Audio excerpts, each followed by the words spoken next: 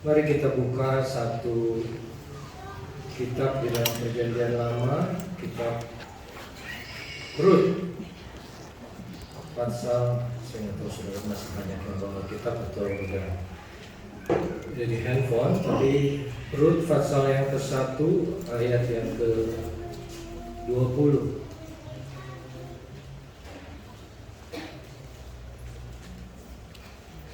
Rut Fatsal yang pertama ayat yang ke-20, demikian firman Tuhan.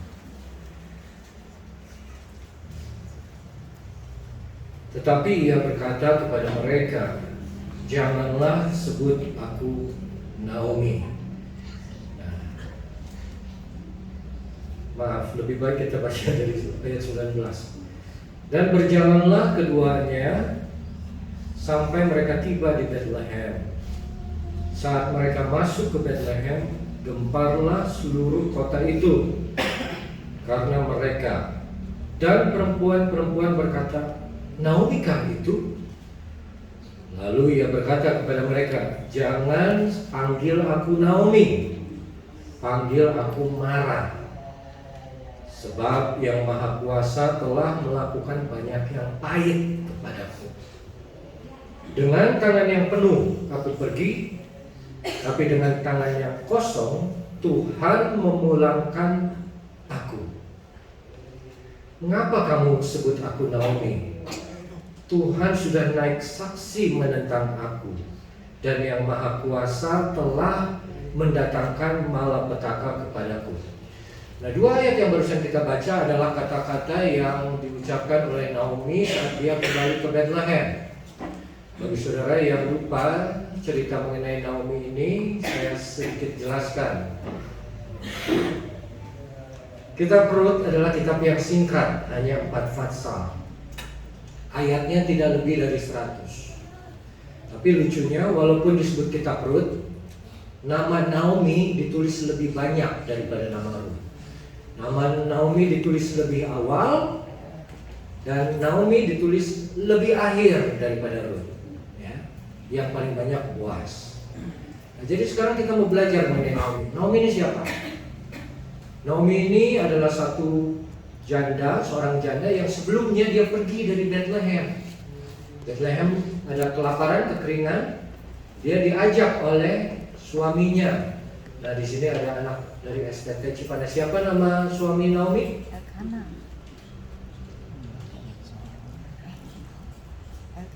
Ada yang ingat? Elimelek. Dibawa sampai Elimelek, saudara, ke Moab, karena Bethlehem kering, nggak bisa makan. Sampai di Moab, mereka tinggal dengan 2 putranya. Dapat 2 menantu perempuan, namanya Orpa dan Rut.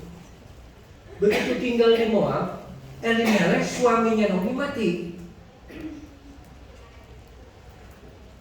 Nggak lama kemudian 2 anak lelakinya mati juga. Jadi tinggal 3 janda. 1 janda aja udah susah, ini 3 sekaligus. Gimana nggak repot? Nah, saat mereka sudah tinggal sendiri tanpa lelaki yang melindungi, Naomi dengar kabar Bethlehem udah kembali melimpah. Baliklah Naomi beserta 2 menantunya. Singkat ceritanya kita tahu, Orpa di tengah jalan, Naomi bilang balik aja, balik. Rut diminta balik aja, jangan bikin aku meninggalkan engkau. Rut ingin bersama dengan Naomi. Udah, sisa 2 orang, balik ke Bethlehem. Begitu masuk ke Bethlehem, kota Naomi yang lama, teman-temannya kaget. Loh, Naomi ini, tadi kita baca, Naomi kah itu? Kenapa? Udah beda. Penampakannya udah beda. Kesusahan, penderitaan itu bisa merubah orang. Jadi ada orang yang umurnya berapa? Oh, masih muda ya. Kirain udah tua. Kenapa? Karena hidupnya capek, banyak masalah, banyak tantangan, banyak pergumulan. Nah, jadi begitu Naomi datang, kaget teman-temannya. Naomi kah itu? Terus dibilang sama Naomi, jangan sebut aku Naomi, tapi sebut aku Mara. Naomi ini artinya manis, menyenangkan. Mara itu artinya pahit. Nah, bagaimana kesulitan di Moab bisa merubah seorang yang manis menjadi seorang yang pahit? Tapi bukan saja muka, tapi self image dia berubah. Dia tahu dia dipanggilnya, hai manis, hai manis. Jangan panggil aku pahit. Kenapa? Sebab apa yang aku alami selama sisa hidupku sebelum tiba ke sini itu semua kepahitan. Pengalaman hidup bisa merubah seseorang. Apalagi kalau ditinggal sendiri dia oleh suami dan oleh 2 anaknya. Di ayat berikutnya dia bilang, Yang Maha Kuasa telah melakukan banyak yang pahit kepadaku. Yang Maha Kuasa telah mendatangkan malapetaka kepadaku. Dia timpakan kepada Tuhan itu semua yang terjadi di dalam hidup dia. Kesalahan, kesusahan, dia bilang Tuhan ini yang bawa. Tuhan yang tentukan, Tuhan yang timpakan kepadaku. Beberapa saat yang bulan lalu di Cianjur, tema kami adalah Allah turut bekerja dalam segala hal untuk mendatangkan kebaikan. Tapi kalau kita percaya bahwa Allah turut bekerja dalam segala hal, itu bukan hanya hal yang menyenangkan. Kadang hal yang menyulitkan, yang menyusahkan juga Tuhan bisa pakai untuk membentuk kita. Karena ada satu hamba Tuhan besar dari Inggris namanya C.S. Lewis. Dia dulu berkata bahwa Tuhan katanya berbisik kepada kita saat kita dalam saat-saat yang senang. Tuhan berbicara kepada hati kita secara langsung. Tapi Tuhan berteriak kepada kita saat kita di dalam kesusahan. Artinya apa? Bukan Tuhannya, tapi telinga rohani kita lebih peka saat kita di dalam kesulitan. Ada satu cerita lagi yang saya suka pakai untuk ilustrasi. Orang yang sedang bekerja di konstruksi bangunan. Ya, ada 2 teman. Yang satu bekerja di lantai bawah di tanah, yang satu sedang mengerjakan di lantai 3 dan lantai 4. Ini gedung perkantoran yang tinggi. Yang tempatnya lebih tinggi bisa lihat apa yang temannya di bawah tidak bisa lihat. Jadi saat dia lihat ke bawah temannya sedang berjalan dan sedang sibuk dengan gadgetnya, dia teriak. Yang ada di otak saya Glenn, jadi saya pakai Glenn aja. Glenn, stop, nggak denger ini Glenn, temannya. Kenapa? Karena begitu bising dan dia pakai helm, nggak kedengeran. Dia sedang sibuk. Glenn, kenapa dia panggil? Karena di depan itu ada lubang bekas galian dan dia lihat temannya sedang sibuk. Aduh, dia bingung. Dia ambil uang koin. Ya, ceritanya masih ada koin aja ya di kantongnya. Terus dia lempar, nggak kena. Jatuh dekat si temannya itu. Temannya lihat ada koin nih, diambil. Dia ambil koin di kantongnya, tapi jalan lagi aja. Bingung dia, makin dekat itu ke lubang. Waduh, ada batu bata. Entah gimana tinggal satu, lempar aja batu batanya. Mau dilempar tapi kalau penuh kan bisa celaka ya, bisa dibagi 2. Lempar, gas kena helmnya. Kan pakai helm. Nengok. Begitu dia nengok ke atas baru hati-hati. Kenapa? Itu di depan lu bentar lagi ada lubang. Cara Tuhan bekerja seperti itu. Kalau dia kasih berkat, jangan kita nengok ke atas. Begitu dikasih kesakitan, baru kita nengok ke atas. Aduh Tuhan, tolong. Nah, telinga rohani mulai terbuka saat kita dalam kesulitan, lebih peka. Makanya Tuhan berkata-kata lebih jelas terdengar, menggunakan saat-saat yang sulit kepada kita. Kepada Naomi, dia gunakan hal yang sangat sulit. Apa? Dia ambil suami dan ambil anak-anaknya. Kesulitan yang tidak bisa digambarkan oleh wanita manapun, saya pikir. Saya pikir tidak ada satu ibu pun di sini yang berpikir kehilangan anak laki-laki dan kehilangan suami. Nggak ada yang mau. Tapi Tuhan tahu manusia itu bekerjanya, cara bekerjanya seperti apa. Coba kita buka Yeremia 22 ayat yang ke-21.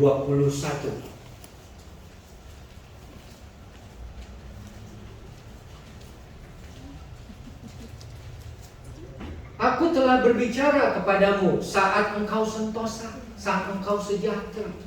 Tapi engkau berkata, aku tidak mau mendengarkan. Itu kelakuanmu dari masa mudamu, kata Tuhan. Engkau tidak mau mendengarkan suaraku. Kenapa? Tuhan sudah berbicara saat orang Israel sejahtera, saat senang. Tidak mau dengar. Mesti diakui kan saudara? Ya, kalau kita lagi, waduh, toko rame, jualan habis aja, stok banyak melimpah, pesanan nggak pernah berhenti, supplier senang sama kita, yang ngajakin kerja sama-sama kita, ngantri. Pas Tuhan berbicara, agak budak. Tapi Daud beda. Makanya Daud bilang di Mazmur 119, Mazmur 119 ayat yang ke-67.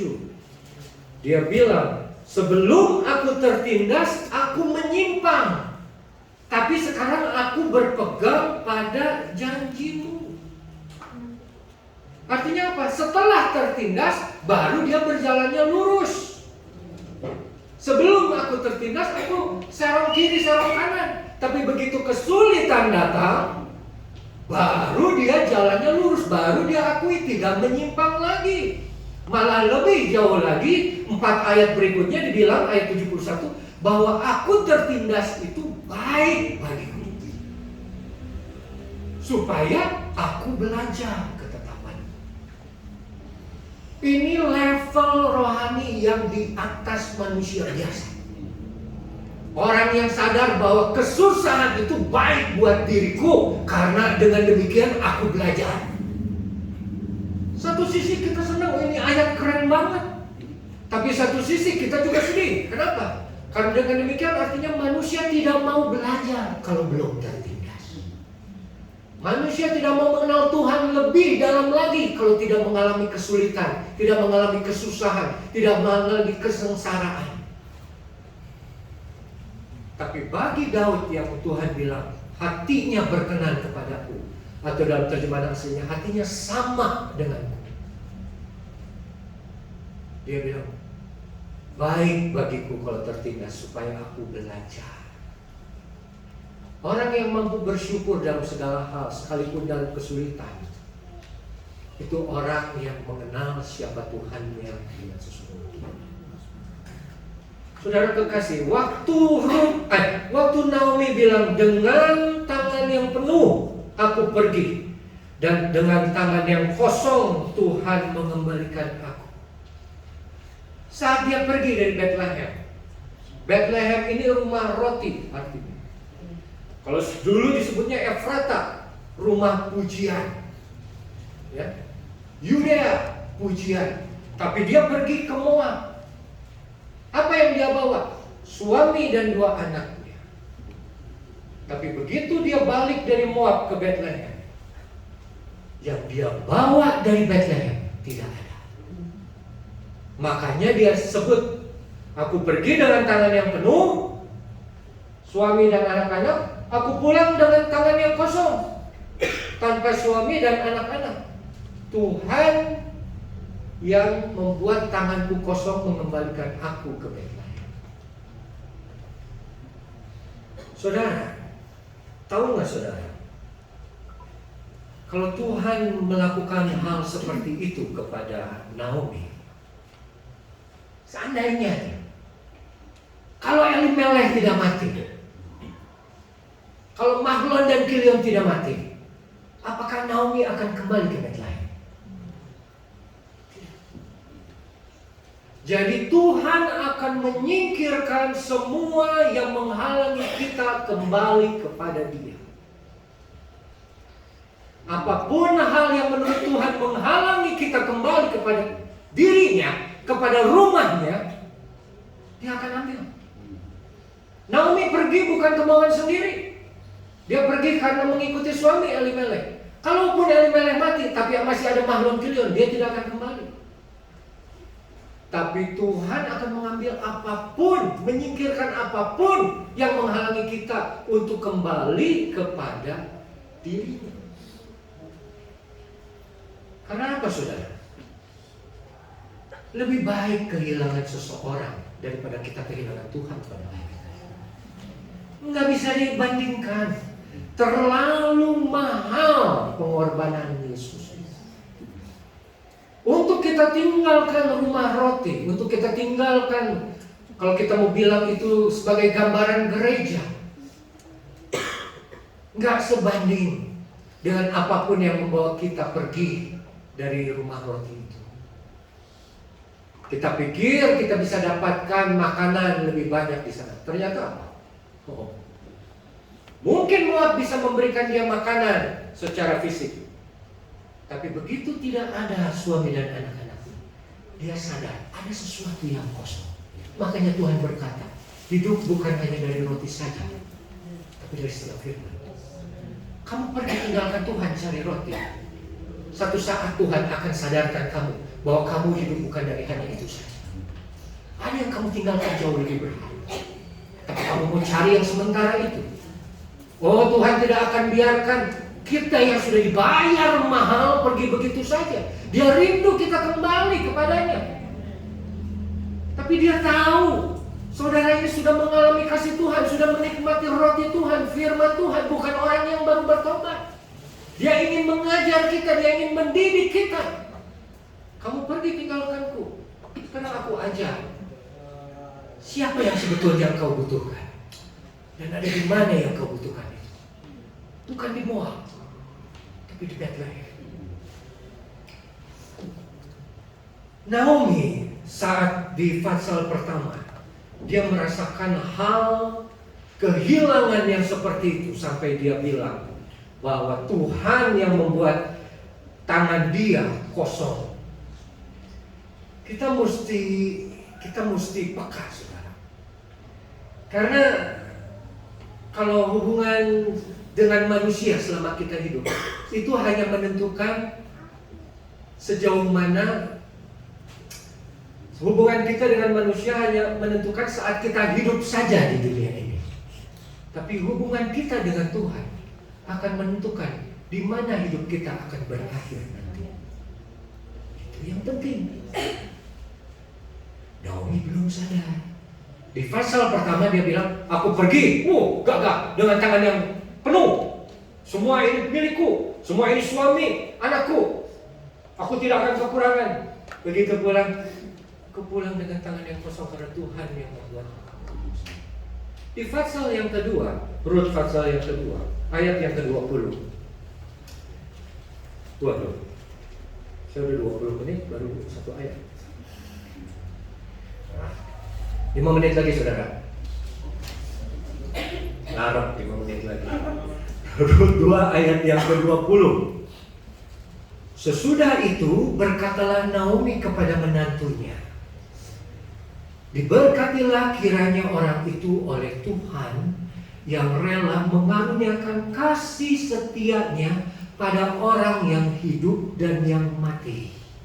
Lalu kata Naomi kepadanya, orang itu kaum kerabat kita, dialah salah seorang yang wajib menebus kita.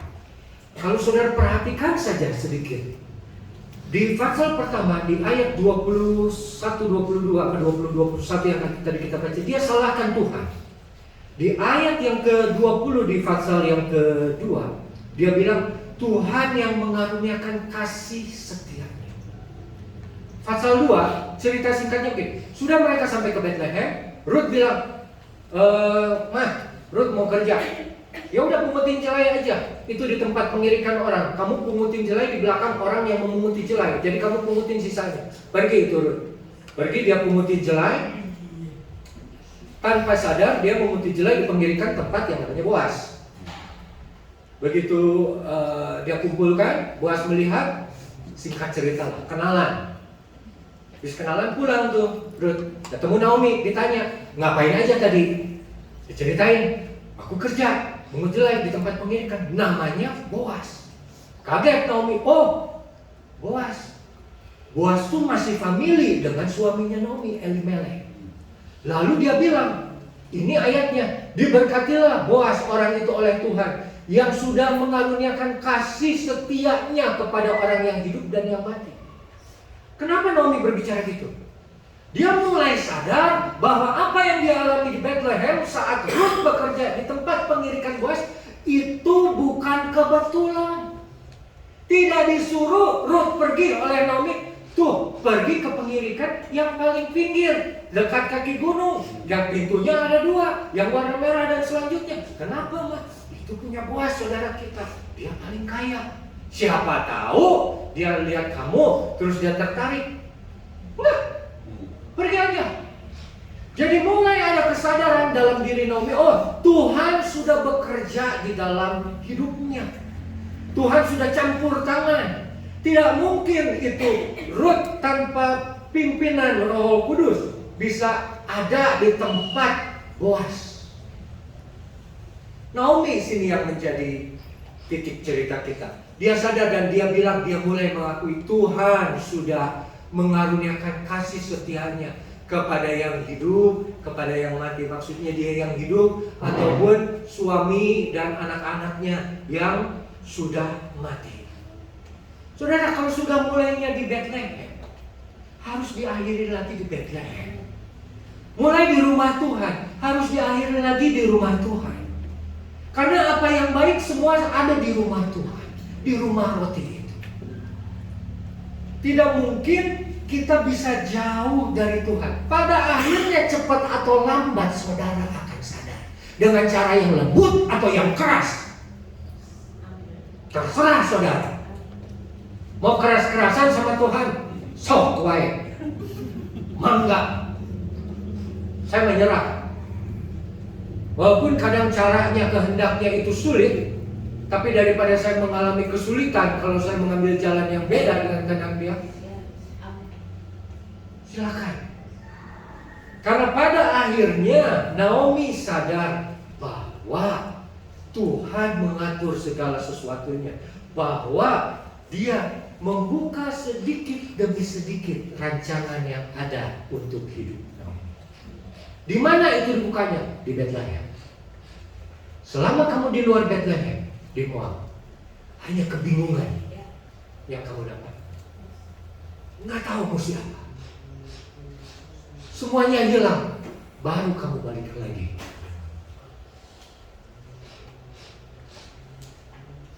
Nah, saudara, singkatnya, Rut pasal 3 bicara Naomi itu. Nanti kalau ketemu sama Boas, kamu tidur di dekat kakinya. Kamu diam, tunggu dengar apa yang Boas ucapkan. Itu aja tugasnya. Nah, Rut pasal 3 dia kerjakan seperti itu. Rut pergi lagi kerja, dia bertemu dengan Boas, terus dia Boas tidur, dia tidur di kakinya Boas. Ditanya sama Boas, kamu siapa? Mau ngapain? Lindungilah aku Tuhan, ambillah aku, lindungi aku di bawah kepak sayap, di bawah jubahmu. Akhirnya kata Boas menjanjikan satu, ya aku akan mengambil engkau, ya aku akan lindungi engkau, kata Boas. Tapi kita nggak perlu terlalu jauh bicara ke situ. Nah setelah itu dia pulang lagi, Rut ini pulang lagi ke rumah Naomi. Ditanya lagi dong sama Naomi, gimana? Apa kegiatanmu hari ini? Diceritakan yang seperti itu. Jawaban Naomi kepada Rut ada di Rut 3 ayat yang ke-18. Lalu kata mertuanya itu, duduk saja menanti. Duduk sajalah menanti anakku, sampai engkau tahu bagaimana kesudahan atau akhir perkaranya. Sebab orang itu tidak akan berhenti sebelum diselesaikannya perkara itu pada hari ini juga. Pasal kedua, Naomi yakin ada rencana Tuhan. Tuhan sudah bekerja. Dia bilang sekarang bagianmu Rut bekerja apa? Dekati Boaz. Duduk di kaki Boaz, tidur di kaki Boaz. Seperti Maria duduk di kaki Yesus mendengarkan firman Tuhan. Jangan jauh-jauh. Dekati Boaz itu. Dekati sumber itu. Beristirahatlah dekat dia. Setelah Rut mengerjakan apa yang Naomi bilang, Naomi jawab, udah, sekarang duduk saja, tunggu. Ada saatnya kita sudah melakukan bagian kita. Bagian selanjutnya apa? Tinggal tunggu aja. Kita sudah kerjakan semuanya. Tuhan, aku sudah kerjakan bagianku. Dan apa yang sekarang? Udah tinggal tunggu Tuhan bekerja. Tuhan menjawab. Tuhan menyatakan janjinya sesuai dengan waktunya. Nggak ada lagi yang bisa kita perbuat. Seperti kalau saudara bikin kue. Sudah adonannya diaduk, tepung, telur, gula, terus dimasukkan ke oven. Nunggu kan? Nunggu udah. Saudara mau bolak-balik, nggak akan bikin lebih cepat. Pada waktunya dia akan mengembang. Kalau adonannya pas. Tapi ini cara Tuhan bekerja adalah kita sudah mengerjakan bagian kita yang ada di dalam rencananya. Duduk menanti. Kita tinggal tunggu saja gimana akhir perkaranya. Loh, kok jadi mendadak akhir perkaranya? Karena orang itu tidak akan berhenti sampai selesai perkaranya pada hari ini juga. Tuhan tidak akan berhenti, dia akan selalu menyelesaikan apa yang dia sudah mulai. Kalau dia mulai bekerja di dalam hidupmu, walaupun caranya menyakitkan, mengembalikan, dengan menghilangkan apa yang dia pikir itu menjadi penghalang, terjadilah. Tapi dia tidak akan berhenti di situ. Dia tidak akan berhenti di kesedihan itu. Bukan di situ akhir hidup kita. Hidup kita berakhir bersama dengan Boaz. Boaz gambaran Yesus Kristus. Yesus yang tidak pernah gagal. Kalau kita mau ngomong lebih jauh, Rut adalah gambaran kita. Orang Moab, orang yang di luar bangsa perjanjian Allah, yang tidak bisa menerima keselamatan hanya karena anugerahnya saja. Makanya Nabi bilang, hanya karena kasih Tuhan yang dilimpahkan kepada kita. Dia tahu tidak mungkin Rut bisa masuk ke tempat Boaz. Tidak mungkin orang di luar Israel bisa masuk ke tempat mengenal Yesus tanpa pengorbanan Yesus. Terlalu mahal, saudara. Kalau Tuhan saja sudah berikan hidupnya, mungkin dia juga harapkan kita mampu melepas beberapa hal atau beberapa orang yang mungkin menghalangi kita dari dia. Di Naomi, di Rut pasal yang keempat, pada akhirnya, ini yang saya suka ya. Pada akhirnya, Rut pasal 4 ayat yang ke 14.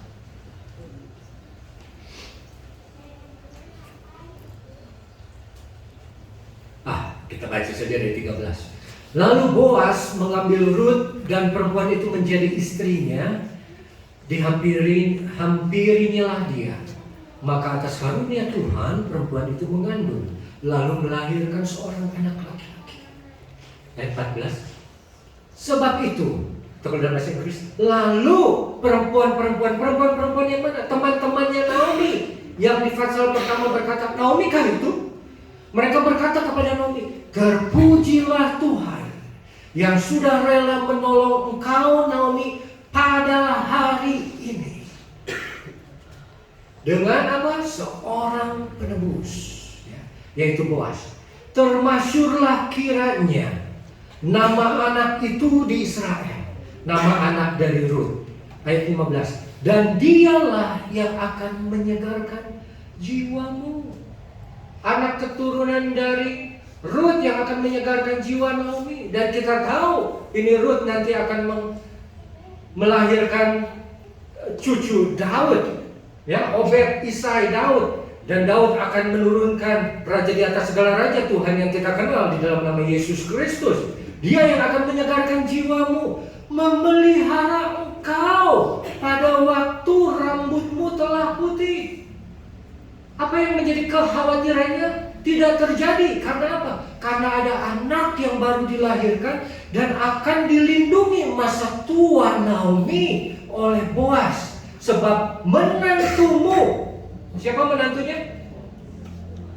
Rut yang mengasihi engkau.